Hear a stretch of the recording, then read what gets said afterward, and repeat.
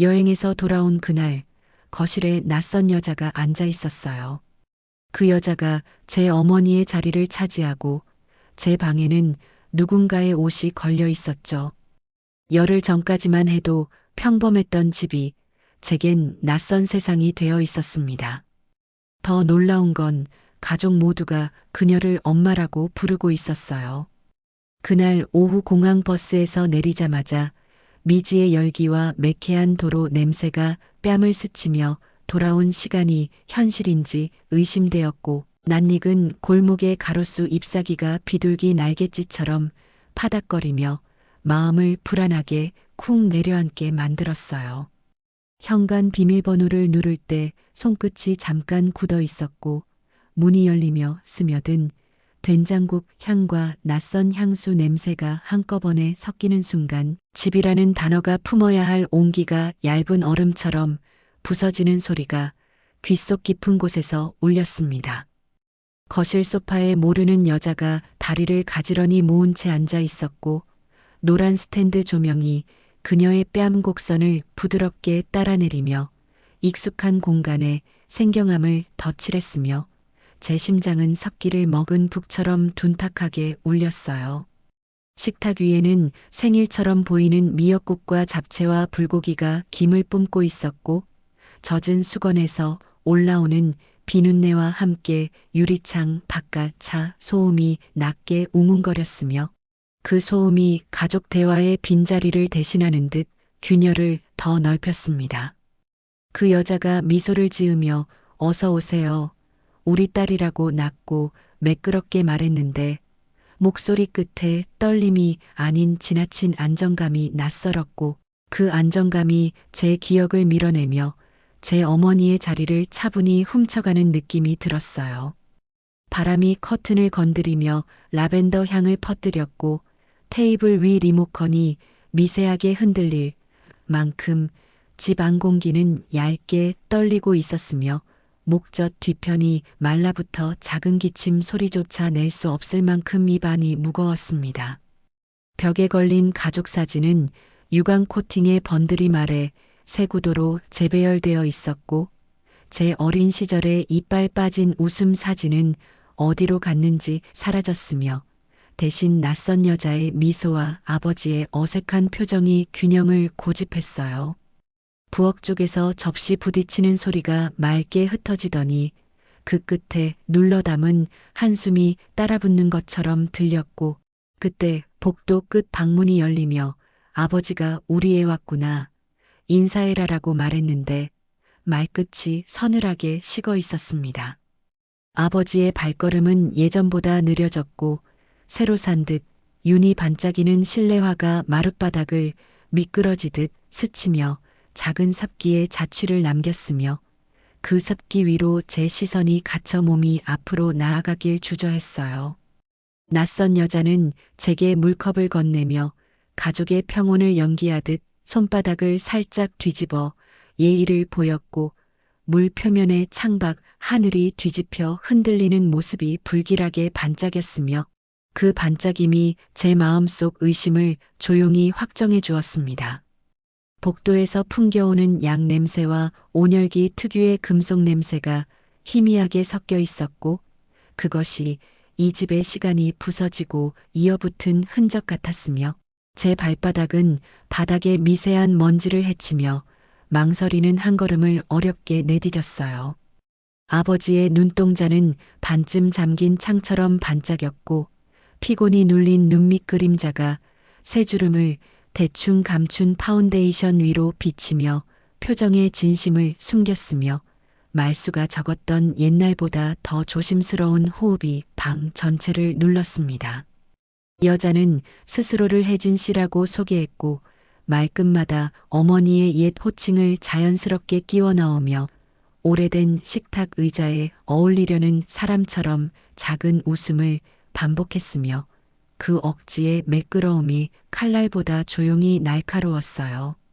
싱크대 수전에 부딪힌 물방울이 또각또각 알루미늄 소리를 냈고, 그 규칙적인 울림이 심장 박동과 묘하게 엇박자를 내며 불쾌한 리듬을 만들었으며, 어디선가 전기포트가 끓는 작은 숨소리를 계속 세고 있었습니다.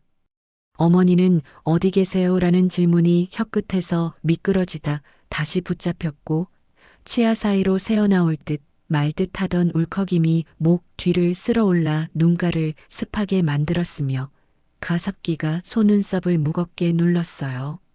그러자 여자가 먼저 엄마 여기 있잖아.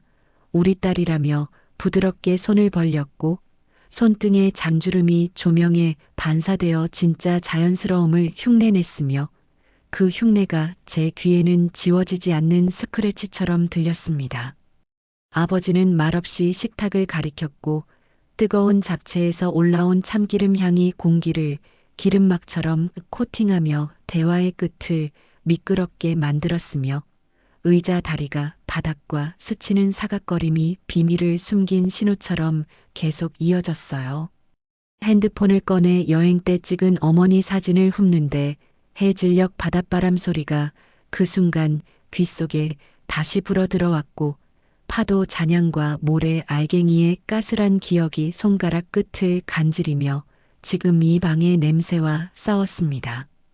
그 사진 속 어머니의 웃음이 여름 오렌지빛 같았는데 현재의 흐린 형광등은 그 빛을 잿빛으로 바꾸며 자리를 빼앗으려 했고 저는 숨을 길게 고르며 의자에 천천히 앉아 목소리를 낮춰 어머니는 병원에 계신가요라고 물었어요. 아버지가 컵받침을 괜히 바로 세우며 이제 가족이 달라졌어도 가족이지라고 말했는데 문장 중간에 삼킨 단어들 사이로 겨울 찬바람이 스며드는 느낌이 났고 그 바람이 덩줄기에서 사소한 떨림을 오래 붙잡았습니다.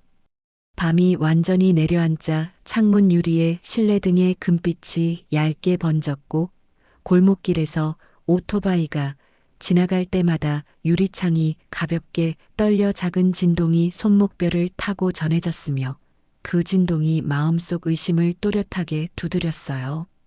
서랍을 열어보니 가족 서류가 있던 파일이 사라졌고 대신 고급스러운 냄새가 나는 새 파일이 앱자리에 끼워져 있었으며 표지가 긴 글씨가 너무 반짝여 이 집 역사가 얇은 도금으로 갈아엎어진 듯 느껴졌습니다. 화장대 위 유리 표면에는 붉은 립스틱 자국이 동글게 굳어 있었고 그 주변으로 애써 닦아낸 물자국이 동그라미를 겹쳐놓듯 남아 있었으며 손끝으로 만지자 차가운 기운이 살갗을 파고들어 소름이 서렸어요. 혜진 씨의 옷에서 은은한 라벤더와 가죽 가방의 쿰쿰함이 함께 났고 옷걸이에 걸린 베이지 코트는 주머니가 누군가의 손모양대로 익숙하게 휘어졌으며 그 익숙함이 새로워야 할 것들을 지나치게 오래 머물게 했습니다. 아버지는 밤새도록 TV 볼륨을 낮게 유지했고 채널을 넘기는 소리가 다급하게도 천천히도 들리는 이상한 속도로 반복되며 거실 공기를 구겨 담았으며 TV 화면의 청색광이 벽지를 창백하게 물들였어요. 한밤중 부엌에서 물을 마시는데 수도꼭지 금속에 제 얼굴이 길게 찢겨 비쳤고 옅은 울음이 모굴대를 한번 긁고 내려간 뒤 다시 올라오는 걸 겨우 삼켰으며 순간 냉장고 모터 소리가 숨을 대신 내었습니다. 문틈으로 들려오는 낮은 속삭임이 수면 위 기포처럼 터졌다가 사라졌고 그 기포가 무엇을 감췄는지 알 수 없는데도 두피가 얼얼해졌으며 귀를 막아도 벽지의 요철 사이로 소리가 스며드는 듯 느껴졌습니다. 침대에 누워 천장을 보니 작은 크랙이 밤빛에 가느다랗게 드러났고 그 금이 오래전 기억의 금과 겹쳐 보이며 염주 같은 한숨을 줄줄이 깨어냈으며 벽식의 초침이 유난히 또렷한 소리로 1초마다 의심을 세웠습니다. 제게 가장 익숙했던 어머니의 자투리 냄새, 묵은 장 담근 항아리에서 올라오던 구수함이 더 이상 스며 있지 않았고 대신 스프레이 방향제의 단 냄새가 자리를 차지했으며 그 단내가 입천장을 저리게 물들이고 있었어요.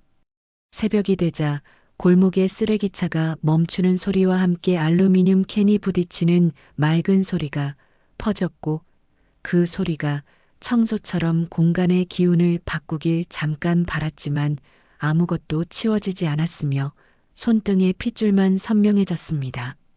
아침 햇살이 부엌 타일을 사선으로 가르며 빗줄기를 만들었고 그 사이로 먼지가 반딧불처럼 부유하며 기침을 유발했으며 물 끓는 주전자의 얇은 휘파람이 초조한 소식을 먼저 운반했어요.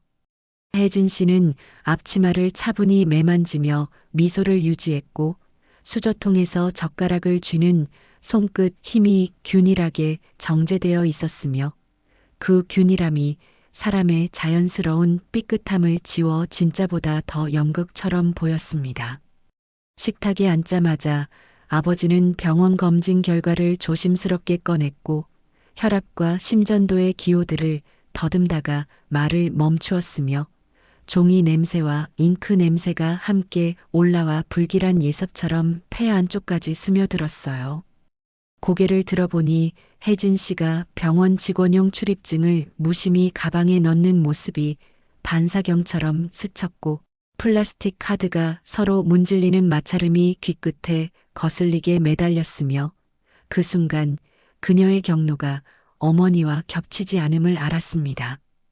밥숟가락이 그릇에 닿는 소리가 지나치게 맑았고 쌀알의 단단한 향이 코를 찌르며 이 집의 루틴을 정상처럼 위장했으며 그 위장에 속아 눈길을 돌리는 즉시 진실이 뒷목을 잡을 것만 같았어요. 아버지는 사람이 살다 보면 빈자리도 생기고 또 채워지기도 하지라고 말했는데 그 말의 살점이 말라붙은 듯 푸석하게 부서졌고 부서진 조각들이 접시 표면에서 사각거리며 오래된 미련처럼 남았습니다. 창틀 위 초록 화분에 물방울이 광택을 머금고 있었고 그 작은 반사광이 천장에 은빛점을 찍어댔으며 그 점 하나하나가 어머니의 부엌 동선처럼 떠올라 모골대를 조용히 조여왔어요. 숨을 들이키며 어머니는 어디로 갔는지 무사한지 한 줄만 알려주시면 좋겠습니다라고 말하자 컥 가장자리에 닿은 제 손톱이 딱 소리를 냈고 그 짧은 소리가 방 안의 침묵을 정직하게 갈랐습니다. 혜진 씨는 곧 알게 될 거예요. 효도는 어려워도 평안은 나눌 수 있죠 라고 대답했고 말이 끝나기도 전에 커피 향이 더 짙어져 콧부리를 가볍게 찌르며 생각을 흔들었으며 그 흔들림에 앉은 공기만 오래 떨렸어요. 그때 초인종이 울렸고 낮은 전기음이 벽을 타고 복도를 통과해 문손잡이를 떨리게 했으며 현관을 열자 검은 봉투를 든 택배기사가 고개를 숙였고 봉투 표면의 로고가 어제보다 더 날카롭게 빛났습니다. 검은 봉투 안에는 공동명예 해지 관련 안내문과 위임장 초안이 들어 있었고 종이 모서리가 손가락 살을 얼얼하게 스치며 누군가의 결정이 이미 진행형임을 알려줬으며 잉크 냄새가 은근히 속을 비려오르기 시작했어요. 서류 구석 각주에 낯선 법무법인 이름이 인쇄되어 있었고 활자 사이로 작은 전화번호가 촘촘히 박혀 있었으며 그 촘촘함이 마치 빠져나갈 틈을 계산해둔 촉수처럼 느껴졌습니다. 아버지의 얼굴은 순간 낯을 가리는 아이처럼 굳었고 눈썹이 아주 조금 흔들렸다가 금세 제자리로 돌아왔으며 굳은 살 박힌 손등의 혈관이 식탁 조명 아래 푸르게 도드라져 말하지 못한 문장을 대신했어요. 혜진 씨는 봉투에서 서류를 정갈히 꺼내 투명 파일에 옮기며 정리는 늘 제때 해야 마음도 정돈되거든요라고 말했고 그 말의 매끄러움이 새 접시의 유약처럼 미끄러워 잡히지 않았습니다. 창밖에서 빗방울이 갑자기 급하게 떨어지기 시작했고 처마 끝 금속을 때리는 소리가 잔잔한 북소리처럼 이어졌으며 비냄새에 섞인 흙내음이 환기창 틈으로 들어와 방 안의 공기를 무겁게 적셨어요. 서류 뒷면에는 서명칸이 여러 개였고 제 이름 칸 옆에 형의 이름이 같이 인쇄되어 있었으며 형의 필체를 떠올리자 잉크가 번질 때 나는 알싸한 냄새까지 함께 따라 나왔습니다. 손끝으로 종이의 질감을 확인하니 생각보다 두께가 얇아서 더 쉽게 찢어질 것 같았지만 찢어버린 뒤에 남을 파편들이 입안을 다치게 할 것 같아 질에 삼켜야 했어요.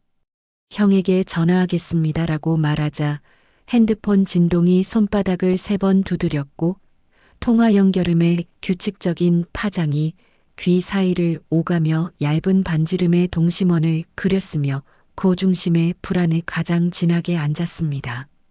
형의 목소리는 밝게 가공된 음성 메시지로만 흘렀고 사용하지 않는 번호라는 기계적인 안내가 따라붙었으며 그 안내가 인간의 말투를 모방하려다 망금속성 따뜻함으로 마음을 더 차갑게 만들었어요.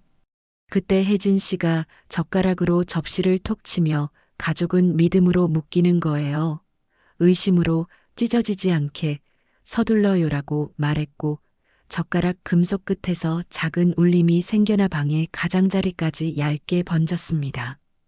비가 그친 뒤 골목의 아스팔트는 거울처럼 반짝였고 무릉덩이에 비친 네온 간판이 천천히 찢어지며 흘렀으며 발을 디딜 때마다 신발 밑창에서 미세한 물소리가 나 마음이 축축하게 눌렸어요.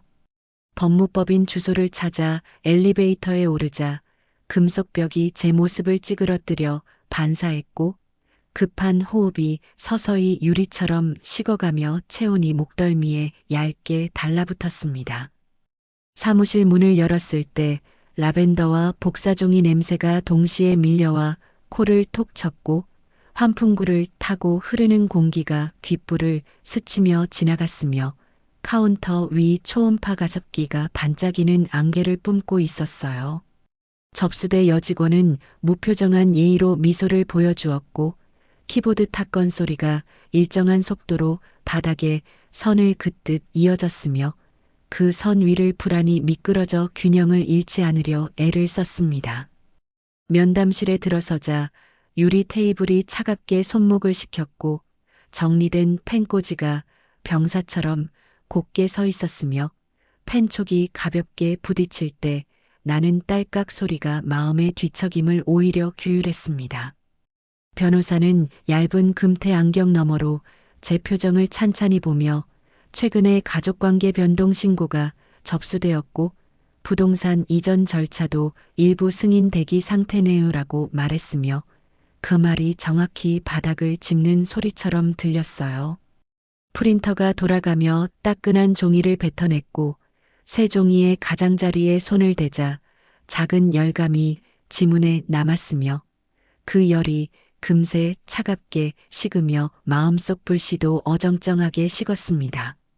변호사는 서명 강요나 기망이 있었다면 절차를 정지시키는 임시 처분이 가능하지만 가족의 동의 구조가 복잡해요라고 설명했고 설명의 자음과 모음이 입안에서 마찰을 일으키며 둔탁한 울림을 만들었습니다. 숨을 길게 뱉으며 진짜 어머니의 소재부터 확인해야겠습니다. 주민센터 기록과 병원 출입 로그를 먼저 보겠습니다라고 말하자 비어있던 컵에서 얼음이 서로 부딪히는 맑은 소리가 났어요. 면담이 끝나고 문을 나설 때 복도 조명이 한 박자 늦게 켜졌고 약간의 딜레이가 어두운 점 하나를 제 가슴에 찍어놓은 것처럼 남았으며 그 점이 오늘 밤의 방향을 은근히 결정했습니다. 주민센터는 소독약 냄새와 오래된 종이 냄새가 섞여 있었고 번호표 기계의 기계음이 촉박하게 울리며 사람들의 한숨을 일정한 박자로 묶었으며 에어컨 바람이 팔뚝 솜털을 거슬러 깨운 듯 서늘했어요. 창구 직원의 목소리는 친절했지만 정형화되어 있었고 화면에 떠오른 전산 기록들은 행간이 없는 소문서처럼 건조했으며 커서 깜빡임이 진실의 맥박을 숨기는 방식으로 일정했습니다. 어머니의 전입 기록은 한 달 전세 주소로 이동 표시가 있었고 주소지는 도심병원 부설 요양동으로 등록되었으며 전송된 전자서명 기록이 같은 날 동시에 여러 건 찍혀 이상하게 보였습니다. 프린터에서 나온 확인서에 손바닥을 올리자 따뜻함이 금세 빠져나갔고 종이 표면의 잉크 냄새가 묘하게 진하게 남으며 그 냄새가 기시감처럼 목을 타고 내려가 속을 조용히 어지럽혔어요. 병원에 전화를 걸자 자동 안내가 먼저 길게 흘렀고 연결된 상담사의 목소리는 수면 위에 떠 있는 듯 들렸으며 질문 하나마다 규정 문구가 완충제처럼 부드럽지만 냉정하게 사이를 메웠습니다. 보호자 인증 없이는 상세 안내가 어렵습니다라는 문장이 차분히 반복되었고 그 반복이 마치 낙숫물처럼 마음의 단단한 부분을 서서히 파내려가며 말끝의 예의를 더 차갑게 느끼게 했어요. 통화를 끊고 건물 밖으로 나오자 햇빛이 갑자기 쨍하게 쏟아져 눈이 시렸고 횡단보도 신호음이 날카로운 피리처럼 울려 귓속을 톡 찔렀으며 발바닥의 열기가 천천히 분노의 색으로 바뀌었습니다. 길가 포장마차에서 어묵 국물 냄새가 은근하게 풍겼고 국물에서 올라온 수증기가 속을 잠깐 달래며 현실을 정리하는 틈을 주었으며 그 따뜻함이 잠시 눈 감을기를 눌러주었어요. 주머니 속 서류를 다시 접자 종이가 사각거리는 소리를 냈고 그 소리가 마치 답장을 기다리는 편지의 숨소리 같았으며 서둘러 편지를 누군가에게 읽히게 해야 한다는 결심이 생겼습니다. 형의 행방이 계속 불투명했기에 공동 친구였던 진우에게 메시지를 보냈고 메시지 발신음의 가벼운 딸깍이 의외로 힘이 되어 골목 바람 속으로 천천히 흩어지며 마음을 조금 세웠어요. 진우는 퇴근길 역 앞에서 만났고 계산된 듯 어수선한 셔츠 주름 사이로 담배 냄새가 퍼졌으며 역 대합실 스피커에서 들려오는 도착 안내가 대화를 자주 끊어 물결처럼 흔들었어요. 그는 형이 최근에 급히 돈을 빌렸고 새로운 투자 기회를 잡았다면서 몇 주 사라졌다고 말했으며 말할 때 눈썹의 간격이 미세하게 좁혀지는 버릇이 여전히 거짓말을 못 숨기는 신호로 남았습니다. 역 플랫폼 바람이 기둥을 돌아 나와 종이를 뒤적이듯 옷자락을 쓸었고 그 바람 속 금속과 먼지 냄새가 코 안쪽을 살짝 따갑게 했으며 멀리서 기차 진입음이 둥글게 번지다 귓가를 강하게 지나갔어요. 주변 사람들의 발소리가 리듬을 만들고 스니커즈와 구두가 서로 다른 박자를 내며 플랫폼을 밟았으며 그 소리가 우리가 이른 시간의 빈칸을 잠깐 메우는 것처럼 들렸습니다. 형이랑 마지막으로 연락한 사람, 그리고 그 여자와의 접점이 있는지 찾아주세요라고 말하자 진우는 주머니에서 오래된 다이어리를 꺼내 몇 개의 번호를 넘겼고 종이 넘기는 소리가 이상하게 안도감을 주었어요. 커피 자판기에서 나온 종이컵은 얇은 열기를 손바닥에 남겼고 그 열기가 급히 사라지며 허물을 남겼으며 커피의 쓴맛이 혀끝을 타고 목으로 내려갈 때 결심이 조금 더 확실해졌습니다. 진우는 조심스럽게 아버지와 세 사람 사이에서 형이 중간 역할을 한 것 같아 보여요라고 말했고 말이 끝나기도 전에 방송 스피커가 다시 울려 말끝을 조금 씹었으며 그 씹김 속에 진실이 모양을 잡았어요. 기차가 지나갈 때 플랫폼 바닥이 미세하게 흔들렸고 그 진동이 종아리 근육을 타고 위로 올라와 가슴뼈를 두드렸으며 발뒤꿈치의 균형이 짧게 흔들리는 순간 마음도 잡히지 않았습니다. 전광판의 LED 점들이 빠르게 재배열되었고 점들이 만든 글자가 순식간에 바뀌며 눈동자에 잔상을 남겼으며 그 잔상이 마치 놓친 시간표처럼 머릿속에서 계속 깜빡였어요. 돌아서는 순간 바람이 머리칼을 세로로 가르며 귀를 스쳤고 그 스침이 누군가의 손길처럼 섬세하게 느껴졌으며 공기는 냉정해졌고 마음은 반대로 뜨거워져 다시 집으로 걸음을 옮겼습니다. 집에 돌아오니 복도에 스며든 비린 금속 냄새가 묘하게 강했고 현관 센서 등이 한 박자 느리게 켜져 발끝 그림자를 길게 만들었으며 그 그림자가 제 발을 앞질러 거실을 먼저 지나갔어요. 거실 테이블 위에는 어머니의 인감도장이 사라진 자리만 동그란 먼지 자국으로 남아 있었고 테이블 유리에 손자국이 겹겹이 찍혀 어제와 다른 방향으로 흐릿했으며 닦인 흔적의 원이 2번 겹쳐 보였습니다. 컴퓨터를 켜고 공인인증 내역을 확인하자 알 수 없는 접속 기록이 새벽 시간대에 여러 차례 찍혀 있었고 접속지 IP가 요양병원 인근 통신사로 표시되었으며 그 정보창에 푸른색 배경이 등줄기를 식혀버렸어요. 프린터가 오래된 기침처럼 적당히 불규칙하게 돌아갔고 용지함에서 종이가 긁히는 소리가 작은 공포를 규칙적으로 만들었으며 잉크가 마르는 냄새가 폐 안쪽에서 천천히 꽃가루처럼 흩어졌습니다. 증빙을 파일로 정리하고 USB에 옮기는 동안 손톱이 케이스에 닿아 툭툭 소리를 냈고 그 리듬이 하필 마음의 박동과 엇나가 불안의 흔들림을 더 키웠으며 USB의 빨간 불빛이 작게 깜빡였어요. 그때 방문이 열리며 혜진 씨가 조용히 들어왔고 맨발로 바닥을 디디는 발바닥 소리가 섬세한 살소리처럼 이어졌으며 그녀는 가족이 상처를 견디는 방식에도 질서가 있어요라고 낮게 말했습니다. 질서는 누구에게 유리한지부터 확인해야죠라고 대꾸하자 그녀의 입꼬리가 아주 조금 올라갔다가 내려앉았고 조명 아래 광대뼈의 그림자가 살짝 움직이며 얼음잔처럼 무표정을 덧칠했어요. 창문 밖에서 누군가 자동차 문을 세게 닫는 소리가 댕하고 울렸고 그 울림이 벽을 타고 안방까지 파문처럼 퍼지며 천장 모서리에 닿았으며 그 모서리에서 조명이 한 번 깜빡였습니다. 혜진 씨는 제 책상 위 서류를 한 장씩 훑더니 가끔은 싸우지 않는 편이 더 이깁니다라고 말했고 종이 모서리가 그녀의 손가락에서 바삭한 소리를 내며 혼자 박수를 치는 듯 들렸으며 이상한 냄새가 아주 약하게 돌았어요.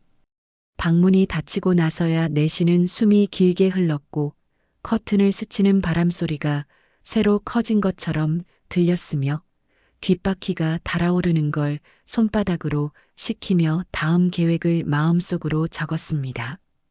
요양병원 부설 요양동 로비는 향균제 냄새와 뽀송한 세제 향이 뒤섞여 있었고 폴리싱된 바닥이 지나가는 사람의 가림자를 매끈하게 늘어뜨렸으며 천장의 간접 조명이 사람들의 피곤을 설탕 시럽처럼 덮었어요.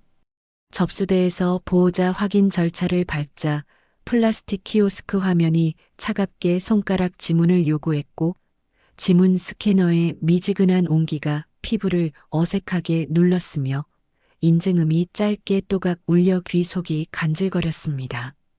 어머니의 이름을 입력하자 일시 외출 중이라는 기록이 하루치 빈칸으로 찍혀 있었고 외출 승인 서명이 낯선 필체로 정리되어 있었으며 종이 위 볼펜 자국의 눌림이 과하게 깊어 의도가 느껴졌어요. 복도에서 휠체어 바퀴가 지나갈 때 고무타는 냄새가 아주 약하게 났고 살균 등의 푸른빛이 벽을 얇게 씻으며 장면을 냉랭하게 만들었으며 문 안쪽에서 들려오는 낮은 라디오 음악이 마음을 더 비워냈습니다. 간호사는 규정 문장을 반복했지만 목소리 끝에 미세한 망설임이 붙었고 명찰이 흘러내리는 것을 올리며 시선을 피하는 습관이 거짓보다 죄책감에 가까워 보였으며 그 조그만 습관이 단서처럼 느껴졌어요.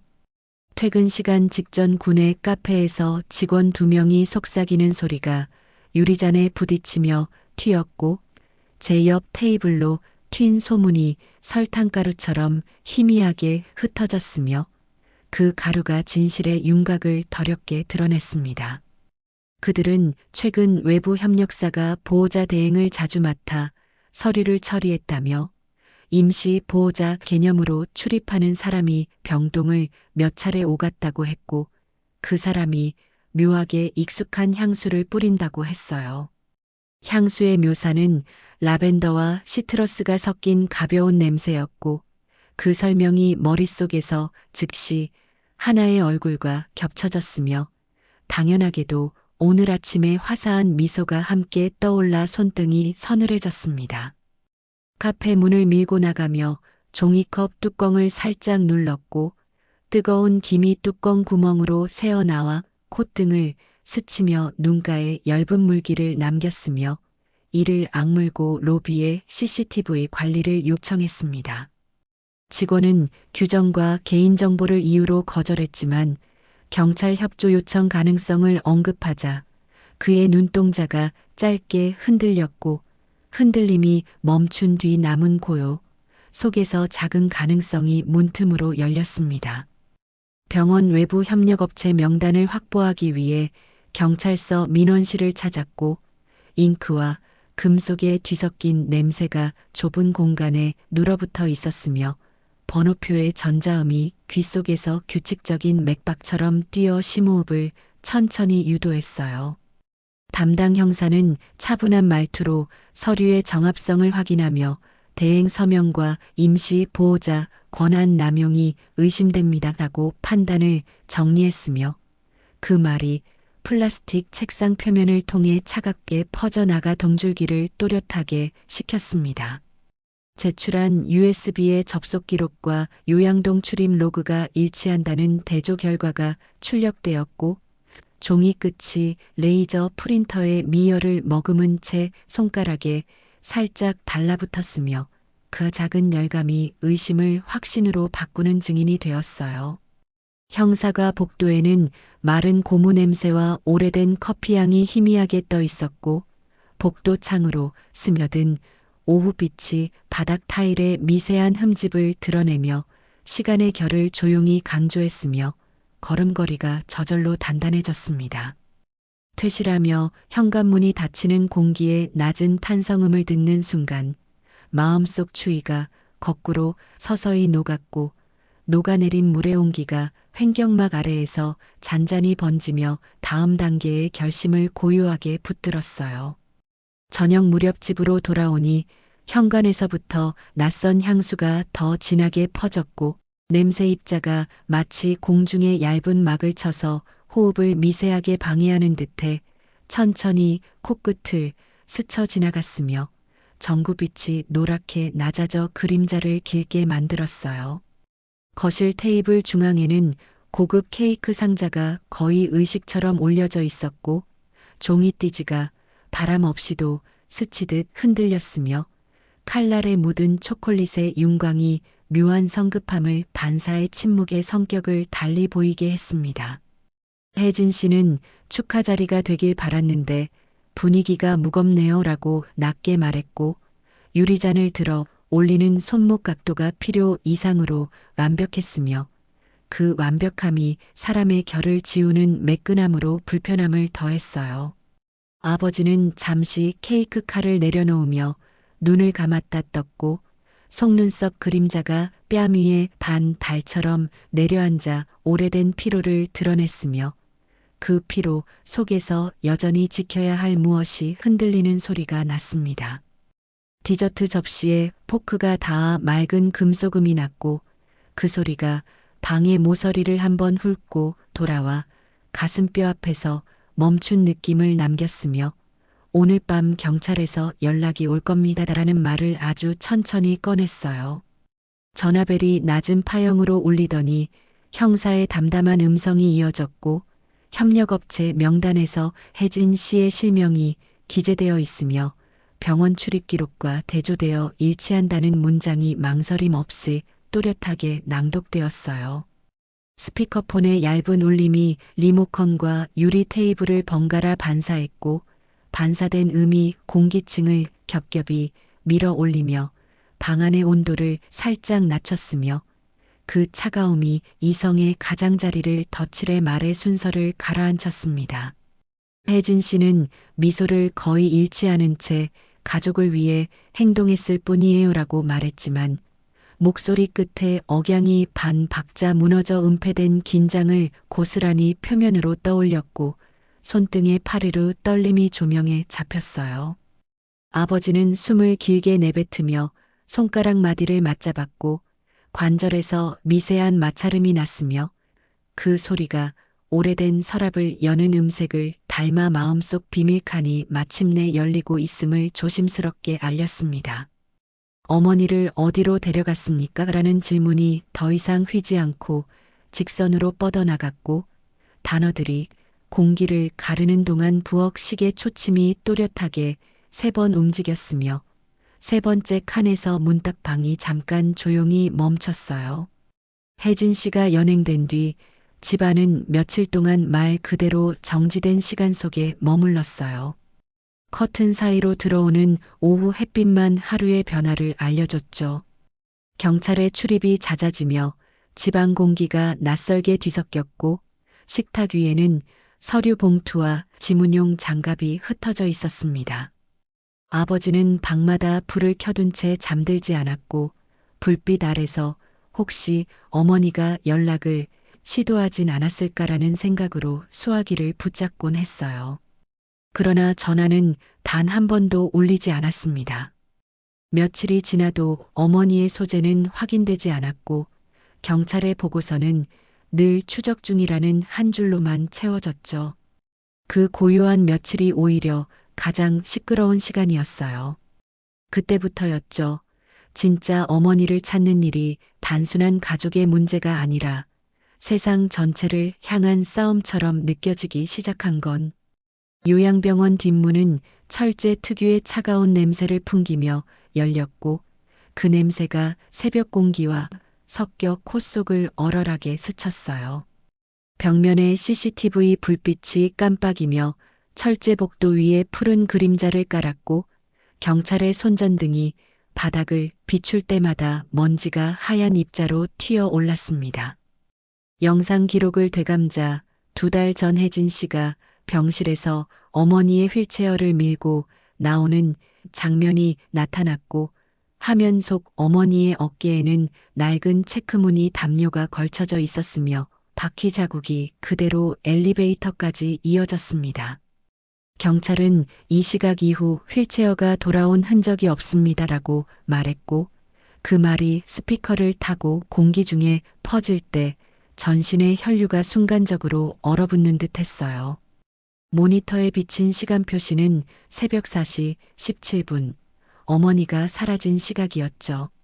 화면을 확대하자 혜진 씨가 문을 나서며 핸드폰을 귀에 댄 모습이 잡혔고 그녀의 입술이 아주 짧게 움직였지만 그 움직임 속에는 명백한 안도감이 서려 있었어요.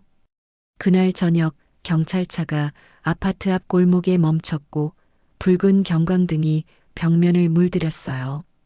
이웃들이 창문을 조금씩 열었고 그 숨죽인 시선들 사이로 긴장이 서늘하게 퍼졌습니다. 거실 소파에 앉은 혜진 씨는 손목을 포개며 침착한 표정을 유지했지만 손끝이 미세하게 떨리고 있었어요. 경찰은 영장을 제시했고 그녀의 시선이 잠시 천장을 향했는데 그 짧은 눈동자 움직임이 모든 것을 고백하는 듯 했죠. 그녀는 나는 그저 부탁받은 대로 했어요. 어머니가 원했어요라고 속삭였지만 말끝이 갈라지며 목소리가 공기 중에서 부서졌습니다. 서랍 속에서 발견된 USB에는 요양병원 자산 이전 서류와 어머니 명의의 부동산 매매 계약서 사본이 담겨 있었고 서명은 명백히 위조된 것이었어요.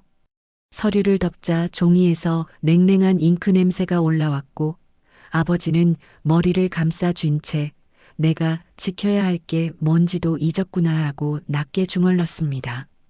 조사 과정에서 밝혀진 건 혜진 씨가 병원 측과 공모해 재산 이전을 미끼로 요양 환자 명의를 불법으로 대리 관리하던 가족대행 알선 조직의 일원이었단 사실이었어요. 그 조직은 상속인이 해외에 있거나 장기 부재 중일 때 서류 위조와 심리 조작으로 가족관계를 위장해 재산을 이전받았죠. 아버지는 경찰서 조사실에서 눈을 감은 채 내 욕심이 만들어낸 괴물이었네라고 말했고 손등에 핏줄이 힘없이 내려앉았어요. 기자들은 병원 앞을 둘러싸며 카메라 셔터를 연속으로 눌렀고 플래시가 터질 때마다 하얀 빛이 사람들의 얼굴을 바다거품처럼 덮었죠. 병원장은 해임되었고 병원 이사회의 부패 연루 사실도 드러났습니다. 진실은 생각보다 무겁지 않게 그러나 깊게 떨어졌어요. 그리고 그 충격의 잔향 속에서 어머니의 행방은 여전히 남은 미스터리였죠. 며칠 뒤 병원 뒤편의 작은 창고를 정리하던 요양보호사가 폐유지 더미 속에서 낡은 앨범을 발견했고 앨범 안에는 어머니의 최근 사진이 끼워져 있었어요. 사진 속 어머니는 다른 시설로 옮겨진 듯 새로운 침대에 앉아 있었고 창문을 등진 채 미소를 머금고 있었죠. 사진 뒷면에는 어머니 필체로 지켜봐 주어 고마워. 곧 돌아갈게라는 짧은 글이 남겨져 있었어요. 잉크가 번진 자국이 마르지 않은 채 남아 있었고 글자마다 떨림이 살아 있었죠. 그날 밤 아버지는 식탁 앞에 앨범을 조용히 쓰다듬으며 오래 묵힌 눈물을 흘렸습니다. 그 눈물은 후회라기보다 정화에 가까운 죄와 속죄의 경계 위에 선 인간의 마지막 울음이었어요. 방안 공기가 눈물의 염기로 약간 짭조름하게 느껴졌고 창밖 가로등 불빛이 그 위를 조용히 스쳤습니다. 사진 속 단서를 분석한 경찰은 촬영된 창문의 구조와 커튼, 무늬를 토대로 위치를 역추적하기 시작했어요.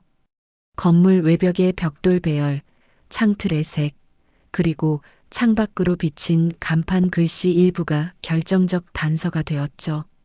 며칠 뒤 지방의 작은 요양시설 목록 중 같은 구조를 가진 곳이 발견되었고 그곳은 혜진 씨가 한때 서류상 관리인으로 등록되어 있던 시설이었습니다. 순찰차 2대가 이른 아침 안개 속을 뚫고 이동했고 그 길 위에 햇살이 희미하게 번지며 긴 여정의 끝을 예감케 했어요. 그 순간까지도 마음 한편에서는 정말 살아계실까 하는 두려움과 이번엔 반드시 찾겠다는 결의가 동시에 뒤섞였죠. 그리고 마침내 그 문이 열렸습니다. 며칠 후 경찰은 지방의 한 소규모 요양시설에서 어머니를 무사히 발견했어요. 그녀는 건강은 약했지만 의식이 또렷했고 손끝으로 딸의 이름을 천천히 썼습니다. 병실 창문 밖으로는 가을빛이 깊게 내려앉아 있었고 커튼 사이로 새어드는 햇살이 어머니의 머리칼을 금빛으로 비추며 오랜 어둠을 밀어냈죠. 제 손을 잡은 어머니의 손끝은 놀라울 만큼 따뜻했고 그 온기가 지난 시간의 냉기를 한 겹씩 녹였습니다. 어머니는 사람은 누구나 잃어봐야 지킬 게 보인다고 말했어요. 그 말이 병실의 공기 속에 천천히 스며들며 사라졌던 가족의 온기를 다시 불러내는 주문처럼 들렸습니다. 혜진 씨는 법정에서 모든 혐의를 인정했고 조직의 전모가 밝혀지며 또 다른 피해자들의 이름이 하나씩 구제 명단에 올랐어요. 가을이 완전히 저물 무렵 가족은 다시 식탁에 둘러앉았어요. 식탁 중앙에는 단정한 국그릇이 놓였고 그 안에 김이 천천히 올라오며 지난 3달의 혼돈을 덮어주는 듯했죠. 아버지는 젓가락을 들며 이제야 진짜 밥을 먹는 기분이구나라고 말했고 그 말에 어머니는 미소로 답했습니다. 창밖에 노을은 길게 퍼져 식탁 위 그릇을 붉게 물들였고 바람이 커튼을 스치며 집안에 잔잔한 소리를 남겼어요. 벽에 걸린 가족 사진은 새로 교체되었고 오래된 액자 틀에 남은 먼지가 햇빛 속에서 반짝였죠. 저는 조용히 커피를 내리며 이 모든 일의 결말이 벌이 아니라 깨달음으로 남길 바랐어요. 정의는 때로 늦게 오지만 반드시 온다는 사실을 이제 믿게 되었죠. 그 믿음이야말로 이 가족이 다시 함께 숨 쉴 수 있는 유일한 근거였어요. 겨울 초입, 어머니는 집 마당에 작은 화분을 놓으며 웃었어요. 흙 냄새가 공기 중에 은근히 섞여 지난 시간의 상처 대신 새로운 시작의 냄새가 되었습니다. 아버지는 그 옆에 나란히 서서 이제 우리가 남은 생은 서로에게 증인이면 됐지라고 말했고 그 말이 바람결에 녹으며 하늘로 천천히 흩어졌습니다. 현관 앞 그늘에 앉은 저는 커피잔을 두 손으로 감싸 쥐었고 뜨거운 온기가 손등을 타고 가슴으로 번졌어요. 눈발이 희미하게 흩날리며 마당의 나무 사이로 스며들었고 하얀 빛이 세상을 덮는 순간 마음도 고요히 덮였습니다. 한때 가짜가 지배했던 집에는 다시 진짜 가족의 온기가 돌아왔고 그 온기가 천천히 벽과 바닥 그리고 사람 사이를 이어졌어요. 그렇게 모든 것이 제자리를 찾은 오후 세상은 오래된 죄를 용서하지 않았지만 대신 그 죄 위에 새싹이 돋게 허락했죠.